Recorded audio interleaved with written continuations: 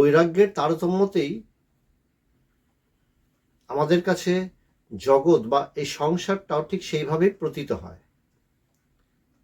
যার কাছে বৈরাগ্যের গভীরতা বেশি বা গভীর বৈরাগ্য, তার বিচারটাও পাল্টে যায়, তার দৃষ্টিভঙ্গি পাল্টে যায়। বৈরাগ্যটা কি? যে আমাদের সাধারণ মন, জল যেমন সবসময় নিচুর দিকে যায়, ঠিক তেমনি মন সবসময় বিষয় তৈরি করে বা বিষয়কে ধারণ করে। মন এবং বুদ্ধির কাজই হচ্ছে বিষয়কে ধারণ করা। বিষয় ছাড়া তারা থাকতে পারে না। তাদেরকে যদি তুমি কোনো বিষয় না দাও, চিন্তার খোরাক না দাও, কোনো বস্তু না দাও, কোনো বিষয় না দাও, দেখবে মন ঘুমিয়ে পড়ে। দেখবে এই জিনিসগুলো আধ্যাত্মিক জগতে খুব দেখা যায়। যখন একজন সাধারণ মানুষ, যে কখনো আধ্যাত্মিক কথাবার্তা শোনেনি, কিছু করেনি, সে যখন এই আধ্যাত্মিক কথা শোনার জন্য সৎসঙ্গগুলোতে আসে, ক্লাসে এসে বসে, আলোচনায় বসে, তখন কি হয় বলে কিছুক্ষণ যাওয়ার পরেই দেখা যায় সেই মানুষগুলো ঘুমিয়ে পড়ছে। অর্থাৎ কি? তার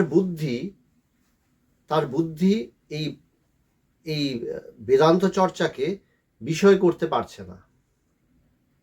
আমরা অনেক সময় কি হয়, তাদের ঘুম ভাঙানোর জন্য হয়তো একটু গল্প জুড়ি, যে গল্প জুড়ি, তখন দেখা যাচ্ছে তার বুদ্ধি সেই গল্পটাকে ধারণ করতে পারছে, সে আবার নড়ে চড়ে বসলো, জেগে উঠলো। অন্য সময় কিন্তু সে ঘুমিয়ে পড়ে। তো এই জিনিসটা হয়। তো কেন এরকম হয়? তার কারণ হচ্ছে মন সবসময় বিষয় ব্যবহার করতে করতে ভোতা হয়ে যায়। তো ভগবান বলতেন যে দেখবি একটা দা, সেই দা দিয়ে প্রত্যেকদিন সবজি কাটা হচ্ছে, প্রত্যেক দিনই সবজিটা কাটা হচ্ছে, কোনো ব্যাপার না, রোজই কাটছে সবজিটা, কিন্তু দাটা কিন্তু আস্তে আস্তে ভোতা হয়ে গেছে। দীর্ঘদিনের মানে কাটতে কাটতে ওটা যে ভোতা হয়ে গেছে সেটা কিন্তু খেয়ালও নেই, এটা দিয়ে সবজি কাটা চলছে, তো কাটছি, কেটে যাচ্ছি। তো একদিন দা ধার করার লোক এসছে, তাকে দিয়ে দাটাকে ধার করানো হলো পুনরায়। ওই সাইকেল নিয়ে আসে না দা ধার করতে, তো তাকে দিয়ে ধার করানো হলো। যেই দাটাকে নতুন করে ধার করানো হলো, দাটা যেন একটা নতুন দা হয়ে গেল। তখন দেখা যাচ্ছে খুব সুন্দরভাবে সবজিগুলো কেটে যাচ্ছে।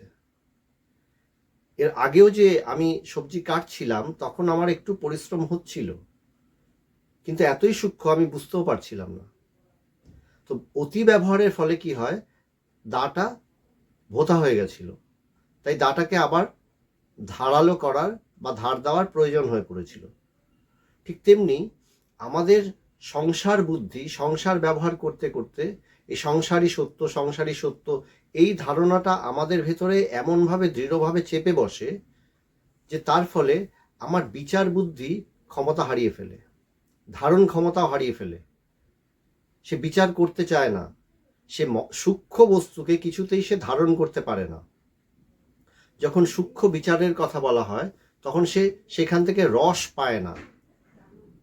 সে স্থূল কিছু গল্পে, হয়তো লীলা কথায় সেখানে গল্প বলা হচ্ছে, হ্যাঁ কৃষ্ণ কালিয়া নাগের উপরে, মাথার উপরে নৃত্য করেছিলেন, সেই গল্পটাকে বলা হলো, সেই গল্পটা শুনে সে খুব রস পেল, তাই তো কৃষ্ণ নৃত্য করেছিলেন। কৃষ্ণ গোবর্ধন পর্বত ধারণ করেছিলেন, সে খুব রস পেল। সে স্থূল জিনিসে রস পাচ্ছে, সে সূক্ষ্ম জিনিসে সে রস পাচ্ছে না। তার কারণ তার বুদ্ধি ভোতা হয়ে গেছে। তো এটা বুদ্ধিটাকে ধারালো কি করে করব? বলেন বৈরাগ্যের অভ্যাস।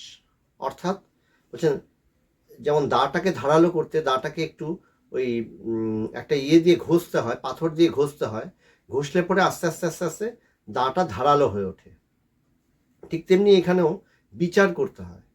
তো বিচার করতে করতে কি হয়, আমার বুদ্ধিটা তখন ধারালো হয়, মনের তখন ধারণ ক্ষমতা বাড়ে। দেখবে প্রারম্ভিক অবস্থায় মন দুইভাবে রিয়েক্ট করে। এক হচ্ছে ঘুমিয়ে পড়ে, যেই সে ঈশ্বরীয় কথা, এই বেদান্তের কথা, এই আত্মজ্ঞানের কথা শুনছে, সে হয় ঘুমিয়ে পড়বে, নয় প্রথম সে গভীরভাবে ধ্যানস্থ হয়ে যাওয়ার একটা ভান, তার মন এই ভান করে। সে মানুষটা যে ইচ্ছাকৃতভাবে করছে তা নয়, তার মনই তাকে ভ্রান্ত করে।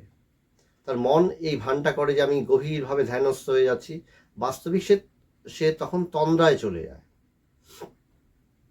আর নয়তো তার ভেতরে একটা বিক্ষেপ হয়, প্রতিক্রিয়া তৈরি হয় যে না না, এই শুধু ওই ব্রহ্ম ব্রহ্ম করলে হবে, ঈশ্বর ঈশ্বর করলে হবে, এই সংসারটা দেখবে কে, এই সংসারে এত যাতনা, এত দুঃখ কষ্ট, এটাকে কিভাবে ম্যানেজ করব, এই করে তো কোনো লাভ নেই, আত্মজ্ঞান লাভ করলাম তাতে আমার কি হলো, সংসারের কি হবে।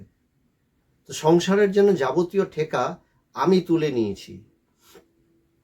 বাস্তবিক এই সংসারটা কেমন, কারণ তুমি যদি সমস্ত ঠেকা তোমার কাঁধে নিয়ে নাও, দেখবে তোমার কাঁধেই সমস্ত বোঝা আছে। আর তুমি যদি কিছুই না নাও, তবে দেখবে তোমার কাঁধে কিছুই নেই। এটা মজার ব্যাপার।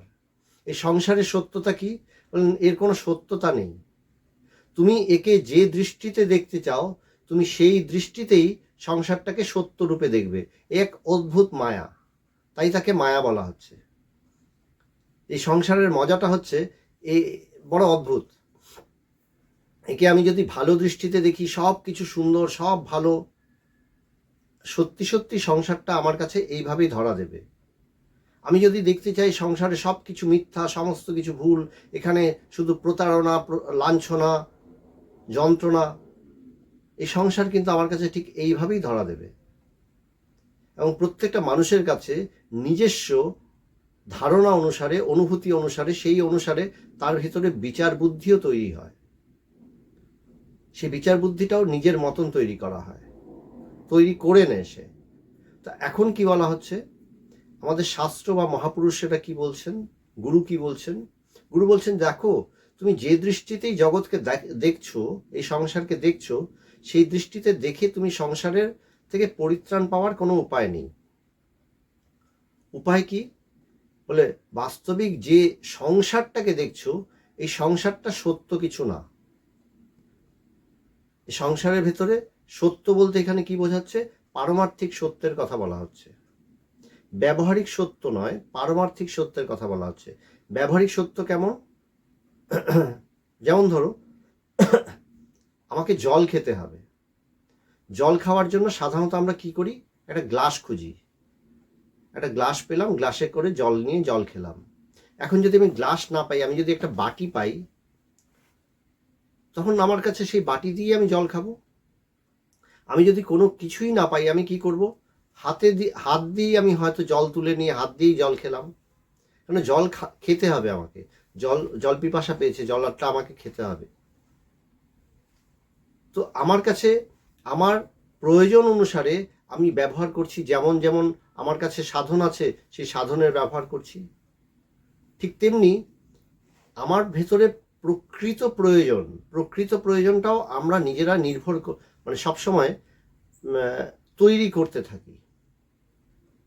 এই শরীরও দেখবে একটা অদ্ভুত কথা আছে যে শরীরের নাম মহাশয়, তুমি একে কষ্ট করিও না, দেখবে এ আরামে থাকছে, অনেক কিছু লাগে, তার এটা লাগে, সেটা লাগে, হেনা লাগে, তেনা লাগে, আবার এর কিছুই নেই, তখনও দেখবে এ দিব্যি চলছে, এর কোনো প্রয়োজনও পড়ছে না।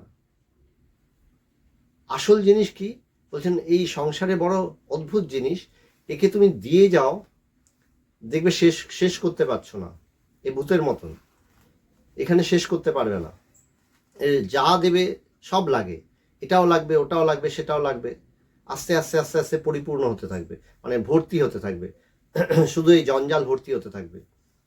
আবার কিছুই দিও না, সব খালি করতে থাকো, দেখবে খালি করতে করতে সব খালি হয়ে যাবে, দেখবে কোনো কিছুরই বাস্তবিক কোনো প্রয়োজন নেই। তো তাই বলা হচ্ছে যে আমরা কি হয়, যত বেশি ভর্তি করতে থাকি, আমরা নির্ভরশীল হতে থাকি, আমরা নিজেদের ওপরে দাঁড়াই না। বলে নিজেদের ওপরে না দাঁড়িয়ে আমি সবসময় পরনির্ভর হই। ছোটবেলা থেকে যখন বড় হওয়ার সময় আমি সবসময় পরনির্ভর হয়েই বড় হয়েছি।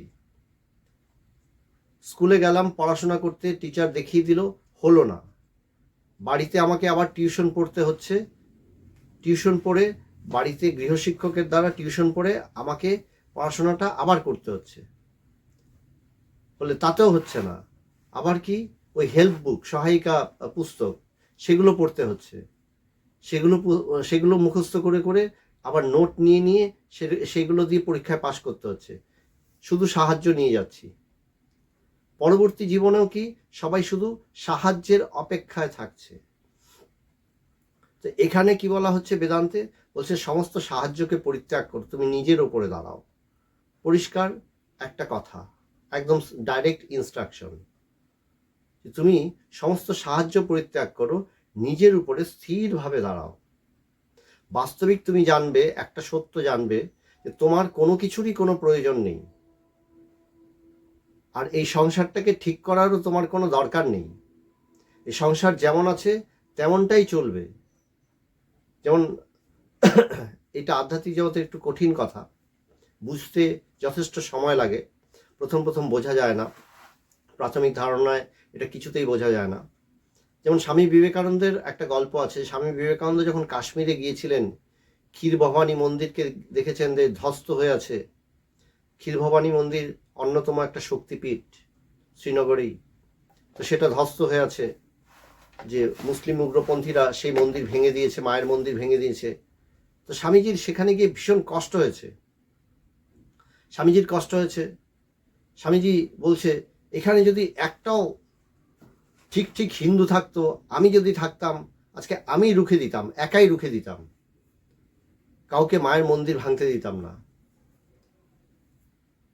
তো সেদিন রাত্রেবেলা স্বামীজি স্বপ্নে দেখছে, মা এসে তাকে দেখা দিচ্ছেন, বলছেন, আমার ছেলেরা ভেঙেছে, আমার ইচ্ছেতে আমার ছেলেরা ভেঙেছে, তাতে তোর কি? আমি আমার মন্দির রাখবো কি রাখবো না সেটা আমার উপরে। তো স্বামীজি চমকে গেছেন যে প্রত্যেকটা জিনিস কি হয়, আমরা একটা জিনিস, এই ঘটনাটা আমাদেরকে কি শেখায় যে এই জগতে বাস্তবিক তুমি সমস্ত কিছুকে আমরা আমার দৃষ্টিতে ঠিক দেখার চেষ্টা করি। বলছেন না, তোমার দৃষ্টিতে তুমি যেটাকে ঠিক বলে মনে করছো, অন্যের দৃষ্টিতে সেটা হয়তো ভ্রান্ত, সেটা ভুল।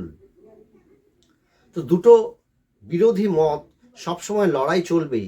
এই দ্বন্দ্বাত্মক জগতে দ্বন্দ্ব অনিবার্য, এখানে থাকবেই, দ্বন্দ্ব থাকবেই, এটাই সত্য। এই সত্যটাই হচ্ছে তোমাকে বুঝতে হবে। তাই আধ্যাত্মিক কথায় কি বলা হয়, প্রথম তুমি নিজের উপরে দৃঢ় হও। প্রাথমিক শুরুটা কি করে করবে, যে তুমি সমস্ত সাহায্যকে প্রত্যাখ্যান করো। তুমি শুধু নিজের অন্তর্শক্তির সাহায্য নাও। তুমি অন্তর্শক্তির সাহায্য ছাড়া আমি অন্য সমস্ত সাহায্যকে প্রত্যাখ্যান করছি, যা করার আমি নিজে করে নেব। এই দৃঢ়তার সাথে আমি নিজের জীবনটাকে আস্তে আস্তে ধীরে ধীরে গঠন করব। আস্তে আস্তে গঠন করব বলতে, আমার চিন্তা প্রণালীকে আমি গঠন করব, আমার সমস্ত অন্তর্জগৎকে এইভাবে আমি সাজিয়ে তুলব যে আমি সমস্ত সাহায্যকে প্রত্যাখ্যান করি, আমার বাস্তবিক কোনো সাহায্যের কোনো প্রয়োজন নেই। আমি যখন এই জগতের থেকে কোনো সাহায্য নিতে চাই না, এই সাহায্যের মুখাপেক্ষী হয়ে থাকি না, তখন দেখা যায় জগৎ আমাকে সাহায্য করার জন্য প্রস্তুত হয়। তার আগে আমি ভিখারির মতন সবার কাছে সাহায্য চাইব, কেউ আমাকে সাহায্য করবে না। আমি যখন সমস্ত সাহায্য প্রত্যাখ্যান করি, তখনই দেখব সমস্ত সাহায্য আমার কাছে ছুটে আসছে। তাহলে এই একটা বড্ড বিচিত্র রহস্য। তা বলছেন, তুমি সমস্ত সাহায্যকে প্রত্যাখ্যান করো, কিসের উপরে নির্ভর করবে? নিজের অন্তর্শক্তির উপরে নির্ভর করো। তো এটা হচ্ছে বেদান্তের প্রথম জিনিস। তো যে ধাপগুলোতে নিয়ে আলোচনা করার চেষ্টা করছিলাম, যে প্রথম জিনিস কি, প্রথম একটা মতবাদ হচ্ছে যে জগৎটাকে দেখছি, এই জগৎটা ভালো বা মন্দ কেমন, এই জগতের মধ্যে সমস্ত কিছুর ভেতর থেকে আমি সেই সত্যকে, পরম সত্যকে বা ঈশ্বরকে আমি কিভাবে নির্ধারণ করব, কোনটাই বা ধর্ম হওয়া উচিত, কোনটাই বা অধর্ম, এই ধরনের বিচার। বলছেন এটা খুবই স্থূল বিচার, খুবই প্রারম্ভিক বিচার, একটা মানব চেতনার উন্নতির পক্ষে খুবই প্রারম্ভিক বিচার, একেবারে শুরুর দিকে বিচার। ওই বিচার করতে করতে সে প্রথম একটা কনক্লুশন সে ড্র করে, তার ভেতরে একটা জ্ঞান হয়, একটা বোধ জন্মায় যে বাস্তবিক এই সংসারে আমার কিছু করার নেই, আমি যতটা পারি। কীরকম? তো ভগবান একটা জিনিস বলতেন, কেমন জানিস তো, তোর ঘরটা ব্যবহার করতে করতে দেখবি ঘরটা নোংরা হয়ে গেছে, তুই ঘরটাকে ঝাড়ু দিলি, ঝাড়ু দিয়ে ঘরটাকে পরিষ্কার করলি,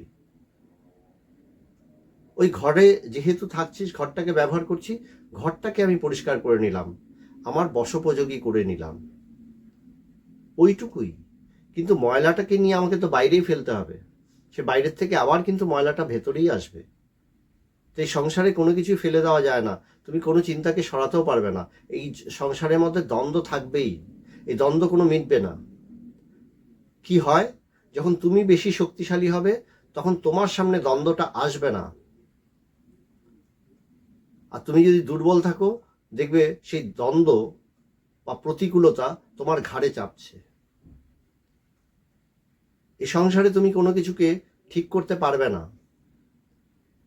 তুমি শক্তিশালী হও, দেখবে তোমার কাছে আপাত দৃষ্টিতে আপাতভাবে সমস্ত সংসার সুন্দর হয়ে যাচ্ছে, ঠিক হয়ে যাচ্ছে।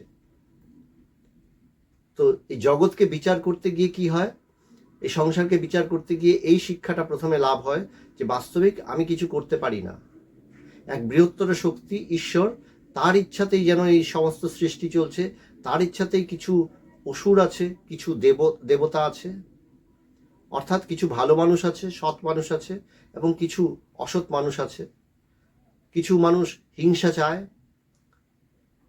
কিছু মানুষ শান্তি চায়। শান্তি যারা চায় তাদের সংখ্যা সবসময় কম, যারা হিংসা চায় তাদের সংখ্যা সবসময় বেশি। বলে কি করতে হবে, যে শান্তি চায় তাকে কি করতে হবে, তাকেও কি দানব হতে হবে? বলে হ্যাঁ, জগতের পরিভাষায়, ব্যবহারিক ভাষায় তাকেও কিন্তু ওই বলছে না, এই জন্যই বলছে যে তুমি দংশন করতে হবে না। সাপের গল্পটা, যে সাপের একটা গল্প আছে, পঞ্চতন্ত্রের গল্প আছে, একটা সাপ সবাইকে দংশন করতো, বিষধর সাপ সবাইকে দংশন করতো, সবাই ভয় পেত। তো এক সাধু একদিন এসছেন, এসে সেই বিষধর সাপটাকে বুঝিয়েছেন, তুমি অযথা মানুষকে কেন দংশন করো, মানুষকে কেন মানে ক্ষতি করছো, ট্রাবল করছো, তুমি শান্ত হও, স্থির হও, তুমি কাউকে দংশন করো না। তো সাপটা সাধুর দ্বারা দীক্ষিত হয়ে সে নিজের স্বভাবের পরিবর্তন ঘটালো, সে কাউকে আর দংশন করে না।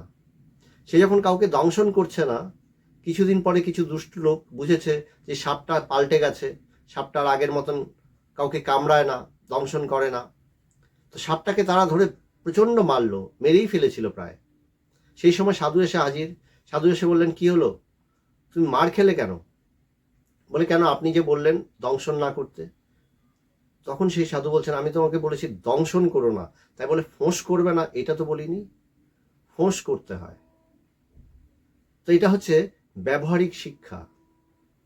তো এই জগতেও তুমি সমস্ত কিছুকে ঠিক করতে পারবে না, কিন্তু ব্যবহারিক শিক্ষাটা মনে রাখতে হবে যে জগতে ভালো মন্দ দুটোই থাকে। মন্দের কাছে আমাকে ফোঁস যখন করতে হবে তখন কিন্তু আমাকে ফোঁস করতে হবে। দংশন আমি করলাম না, আমি কারোর ক্ষতি চাইছি না, কিন্তু আমাকে ফোঁস করতে হবে।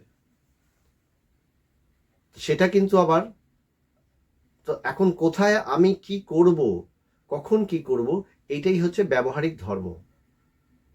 সেটাকে যাচ্ছে একদম প্রাথমিক চিন্তা ভাবনা। কিন্তু এই চিন্তা ভাবনার গভীরতা কোথায় আসবে? বলছেন যখন আরেকটু গভীর চিন্তায় আমি যাব, যখন আমার চেতনা একটু গভীরে পৌঁছায়, তখন কি হয়? তখন দেখি এই যতকাল আমার এই দেহবোধ বিদ্যমান, ততকাল আমার কাছে এই ফিজিক্যাল, এই প্রপঞ্চময় এই জগৎ আমার কাছে ভীষণভাবে সত্য বলে প্রতীত হয়। যখন আমি স্বপ্ন দেখি তখন এই জগৎটা, এই স্থূল জগৎটা, প্রপঞ্চময় এই জগৎটা আমার কাছে অস্তিত্ব নেই। স্বপ্নের মধ্যেও সেই একই অনুভবগুলো হয়। তো বলছেন কোনটা সত্য, এই জাগ্রত অবস্থাটা বেশি সত্য না স্বপ্ন অবস্থাটা বেশি সত্য? তো আপাত দৃষ্টিতে আমি বলছি বটে যে জাগ্রত অবস্থাটা সত্য, কেননা যেমনটা রেখে আমি ঘুমিয়েছিলাম, ঘুম থেকে উঠে আমি ঠিক তেমনটাতেই পাই। স্বপ্নটা ক্ষণিকের জন্য, অল্প সময় পরে সেই অনুভবটা থাকে না, পাল্টে যায়। জাগ্রত অবস্থায় সেটা থাকে, জন্ম থেকে মৃত্যু অবধি একটা যেন সিকোয়েন্সে চলছে, টানা চলছে, তাই এটা ব্যবহারিক দৃষ্টিতে বেশি সত্য। কিন্তু স্বপ্ন বিচার, এই স্বপ্নের অবস্থাটা যদি ভালো করে বিচার করি, তাহলে আমাকে এটাও দেখিয়ে দেয় স্বপ্ন ক্ষণস্থায়ী, জাগ্রত অবস্থাটাও তো ক্ষণস্থায়ী। স্বপ্নে আমার সূক্ষ্ম দেহ ক্ষণকাল এক একটা সুখ বা দুঃখকে ভোগ করে, মানে একটা স্বপ্নকে ভোগ করে, সেই স্বপ্ন অনুসারে দুঃখিত হয়, সুখ অনুভব করে, গরম লাগে, ঠান্ডা লাগে, নানা ধরনের অনুভব হয় স্বপ্নে। যে জিনিসটা হয় সেই স্বপ্ন দেহের হয়, স্বপ্নে আমি সেই অনুভব করি। সে জাগ্রত অবস্থায় ঠিক তদরূপ আমি অবস্থার অনুসারে অনুভব করি। তখন কোনটা সত্য? বলেন যখন যে অবস্থায় আমি আছি, তখন আমার চেতনায় সেই অবস্থাটাকেই সত্য বলে প্রতীত করছে। তো স্বপ্ন বিচার আমাকে এটা শেখাচ্ছে। যে স্বপ্ন বিচার এটা শেখায়, তখন স্বপ্ন বিচার এটাও আমাকে বুঝিয়ে দেয় যে দেখো, বাস্তবিক এই স্বপ্নের মতন এই জগৎটাও স্বপ্নবৎ। জগতের মধ্যেও আমি যখন জাগ্রত অবস্থাতেও আমি একটা বিশেষ অবস্থায় দাঁড়িয়ে আমি স্বীকার করে নিচ্ছি যে এই অবস্থাটা আমার জন্য ভালো বা মন্দ, এই অবস্থাটা আমার জন্য শান্তিপ্রদ বা অশান্তিপ্রদ। তো যেমন আমি স্বীকার করছি তেমনটাই কিন্তু আমি হয়ে উঠছি। ধরো কারুর রেল লাইনের পাশে বাড়ি, তার বাড়ির পাশ দিয়ে প্রত্যেক 5 মিনিট 10 মিনিট পরপরই ট্রেন যাচ্ছে। যখন ট্রেন যায় ঘর কাঁপতে থাকে, ট্রেনের সেই বীভৎস আওয়াজ হয়। কিন্তু যার সেখানে বাড়ি সে কিন্তু সেই আওয়াজের সাথে, সেই কাঁপুনির সাথে সে এমনভাবে অভ্যস্ত হয়ে গেছে, তার কাছে সেটা কোনো আওয়াজ বলেই মনে হয় না, কোনো কিছুই মনে হয় না। কিন্তু যে গ্রাম থেকে আসছে, সে শান্ত একটা নিরিবিলি পরিবেশে থাকে, তার কাছে এটা বীভৎস অবস্থা, কিন্তু সে অভ্যস্ত হয়ে গেছে। তো সেই সেই ঠিক ঠিক তেমনি এই জাগ্রত অবস্থাতেও দেখা যাচ্ছে আমি এক একটা অবস্থার সম্মুখীন হচ্ছি, সেই অবস্থাটাকে আমি একটা বিশেষভাবে গ্রহণ করছি। আমি বলছি এটা সুখ, যখন আমি সুখ বলে বলছি তখন সেটা সুখ বলে প্রতীত হচ্ছে। যখন আমি এটাকে দুঃখ বলে বলছি তখন সেটা দুঃখ বলে প্রতীত হচ্ছে।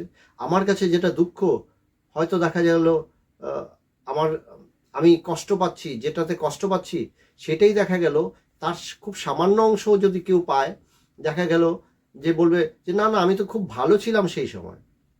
ধরো কথার কথা, আমাকে বেশ মানে আজকে ভাত খেতে হলো, ডাল, একটা তরকারি আর একটা ভাজা দিয়ে। আমি বললাম এই সামান্য রান্না খেতে ভাল লাগলো না।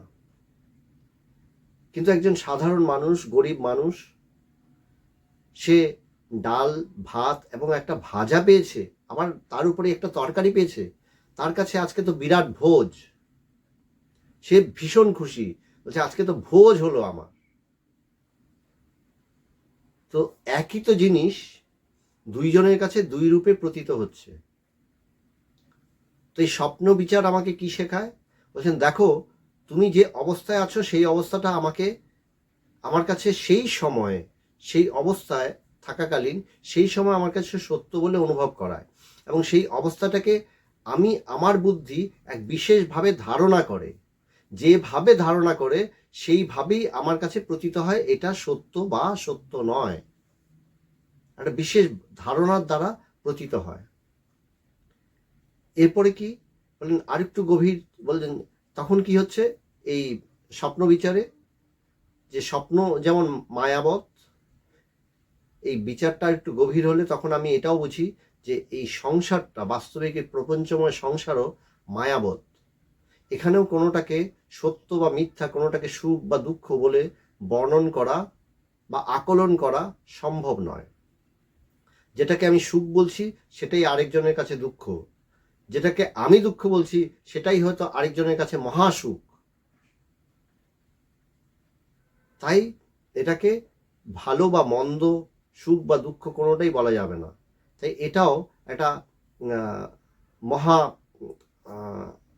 মানে এটাও মায়াবৎ, স্বপ্ন বিচার আমাকে এটা শেখায়। আমার চেতনা যখন আরেকটু গভীর হয় তখন আমি সুষুপ্তির বিচার শুরু করি, অর্থাৎ গভীর ঘুমে ঘুমিয়ে পড়লাম।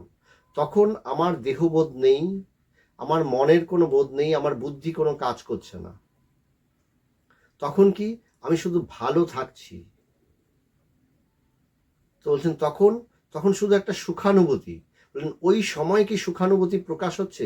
বলছেন অজ্ঞান অবস্থায়, অজ্ঞান বৃত্তিতে আমার মধ্যে সুখানুভবটা হয় না, সেই সূক্ষ্ম অবস্থায় হয় না।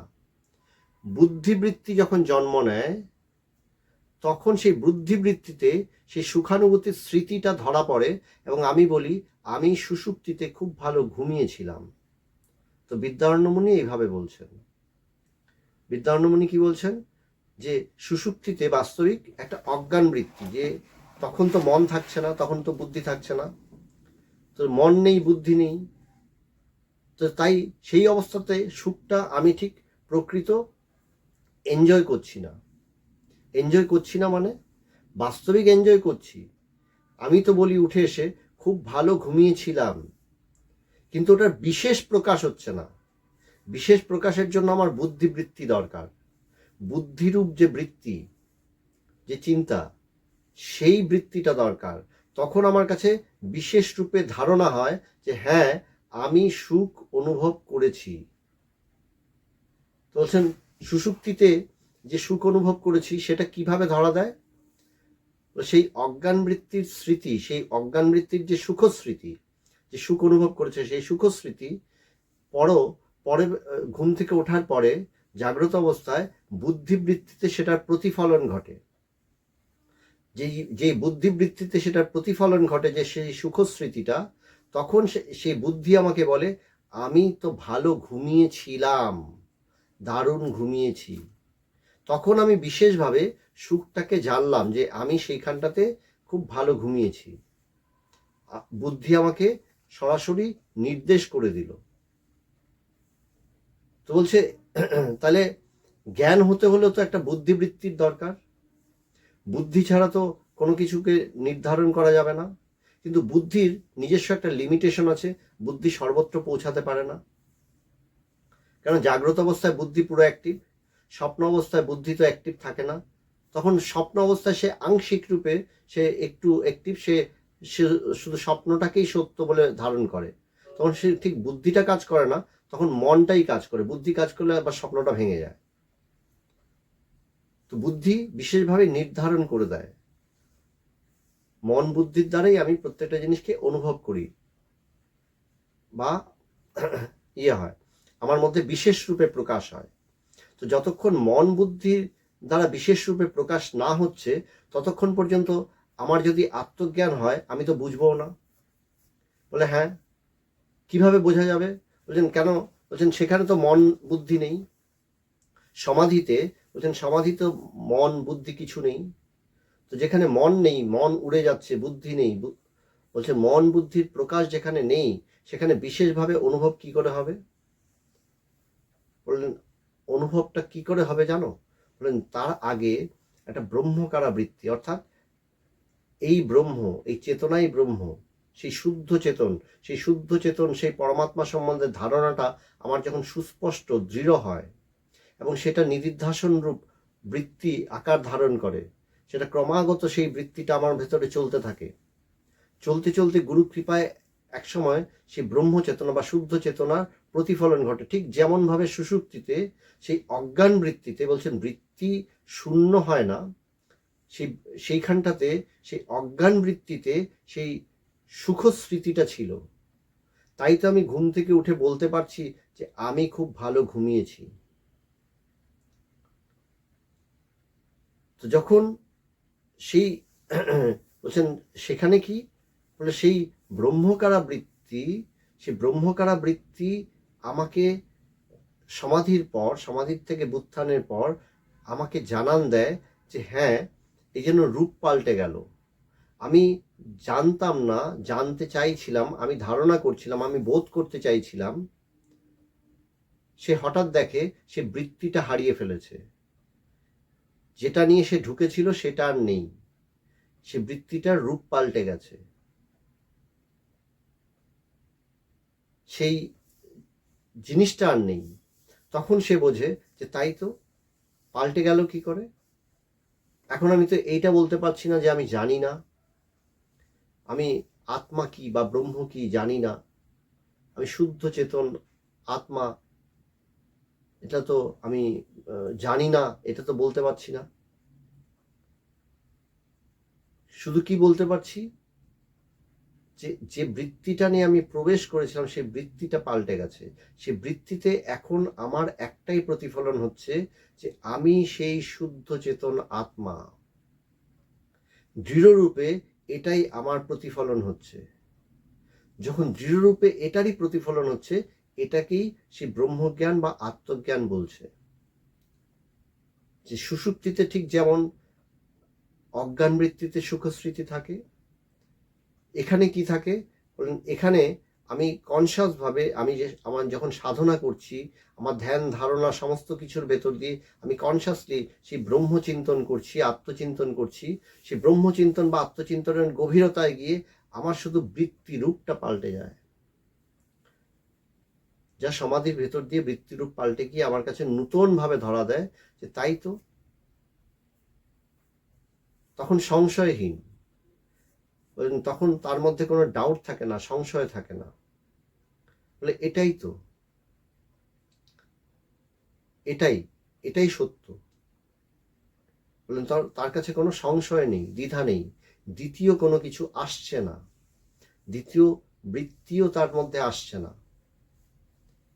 বলে সমাধিতে এই জিনিসটা হয়, এইভাবেই আত্মজ্ঞান বা ব্রহ্মজ্ঞান হয়। বললেন একবার যখন এই জ্ঞান হয়ে গেল, তারপরে হয়তো সে বলছে, ধরো দৃঢ় অভিনিবেশ হলো না, প্রথম একটা সমাধিতেই অনেক সময় দৃঢ় অভিনিবেশ হয় না, যে হ্যাঁ ইহাই আত্মা, এই রূপে এটাই আমি বুঝেছি, এইভাবে ঠিক প্রতিফলন হলো না, অতটা দৃঢ় হলো না। তখন তার মনে হয় সত্যি কি কিছু হয়েছে, হ্যাঁ একটু তো হয়েছিল মনে হয়, একটু কনফিউশন থাকে, একটু ডাউট থাকে।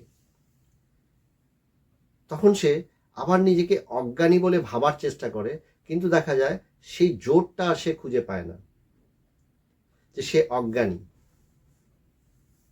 তুমি যা নও, তুমি জোরের সাথে তা কখনোই বলতে পারবে না, তুমি যা তাই। আর একবার যদি তুমি সত্য জেনে গেছো, তুমি মিথ্যাটাকে আবার কিছুতেই ফিরিয়ে আনতে পারবে না। তুমি একবার যদি জেনে গেছো যে ওটা সাপ নয়, এটা রশ্মি, তুমি কিছুতেই আর সেই সর্ববুদ্ধি ফিরিয়ে আনতে পারবে না, তুমি রশ্মিই দেখবে। এ হচ্ছে ভীষণ মজার ব্যাপার, যে শুধু ওইটা পাল্টে যায়, বৃত্তি রূপটা পাল্টে যায়, তখন সে স্থির। তো কি হচ্ছে বলছেন, আরেকটা প্রসঙ্গ আছে, যে একটা জিনিস বলা হয় যে সুখকে, আমি সুখ বলছে কি, আমার বুদ্ধিবৃত্তি সুখকে সুখ বলে নির্দেশ করছে, প্রত্যেকটা জিনিসকে বিশেষভাবে নির্দেশ করে দিচ্ছে কে, আমার বুদ্ধিবৃত্তি। তো বুদ্ধিবৃত্তির বিশেষ প্রকাশ ছাড়া তো আমি নির্দেশিত হয় না। বলে ঠিক তেমনি বলেন সমাধির থেকে উত্থানের পরেও আমার বুদ্ধিবৃত্তি এবার বিশেষভাবে নির্দেশ করে, দেখা যায় সে সংশয়াতীত হয়ে যায়, তার ভিতরে আর সংশয় থাকছে না। সমাধির পরে তার ভিতরে আর সংশয় থাকছে না, সংশয়াতীত অবস্থায় সে নির্দেশ করে তাই তো, এটাই সেই শুদ্ধ চেতন আত্মা, সেই শুদ্ধ চেতন আত্মাই আমি, আমি সেই চির অস্তিত্ববান, আমি সেই শুদ্ধ সনাতন আত্মা। এই বোধটা তার ভিতরে আস্তে আস্তে দৃঢ় হতে থাকে। এটা চিন্তার থেকে হচ্ছে না, এক হচ্ছে প্রচেষ্টার দ্বারা, আমি যখন সাধনা করছি তখন আমি প্রচেষ্টার দ্বারা আমি চিন্তাটাকে এইদিকে মোল্ড করছি, আমি এইটা ভাবছি, আমি চিন্তা করছি, গুরুমুখে শুনছি, শাস্ত্র পাঠ করছি, এই চিন্তাটা আমি নিজে মনন করছি, সেই মনন দ্বারা আমি এই চিন্তাটাকে ধারণ করছি। আর একটা কি হচ্ছে, বললেন স্পন্টেনিয়াস, সতই যেন এই আওয়াজটাই আছে, এই সত্যটাই আছে। একবার রশিটাকে বলছেন সাপ দেখছিলাম, সাপ দেখছিলাম, সাপ সাপ বলে ভয় পাচ্ছিলাম, গুরু বললেন সাপ নেই, আসো আসো দেখো। আলো ধরে দেখালেন যে সাপ নয়, দেখো সাপ নয়। আমি দেখলাম তাই তো, সাপ নয়, তবে কি? ভালো করে দেখলাম এটা তো রশ্মি। মানে যেই চিনে গেলাম আর সর্পবুদ্ধি বুদ্ধি ফিরে আসবে না, ঠিক তেমনি যেই চিনে গেলাম, যে আত্মজ্ঞান হয়ে গেল, তারপরে আর এই সংসার বুদ্ধিকে আমি পুনরায় আর আগের মতন দাঁড় করাতে পারবো না। তখন কি হবে? বললেন ওই ব্যবহারটা আমার পক্ষে সম্ভবই না, অকল্পনীয়। আমি কি আবার সাপ দেখবো? সেই রশিটাকে আবার সাপ দেখে আগের মতন ভয় পেয়ে চিৎকার করতে পারবো? অসম্ভব, হবেই না। ঠিক তেমনি এখানেও তোমার পক্ষে দ্বিতীয় অন্য কিছু করা অসম্ভব, হবেই না। তুমি এই সংসারকে, প্রপঞ্চময় সংসারকে আর দেখতেই পাবে না। তোমার কাছে তখন এক ব্রহ্মই দেখবে। বলছেন এক ব্রহ্মই তো আছে, এই ব্রহ্ম ছাড়া দ্বিতীয় আর কিছুই নেই। এইভাবেই দৃঢ়ভাবে তুমি বুঝবে, অনুভব করবে। এই সত্যটাই তখন একটাই, তখন এই সত্যটাই আমার কাছে থেকে যায়।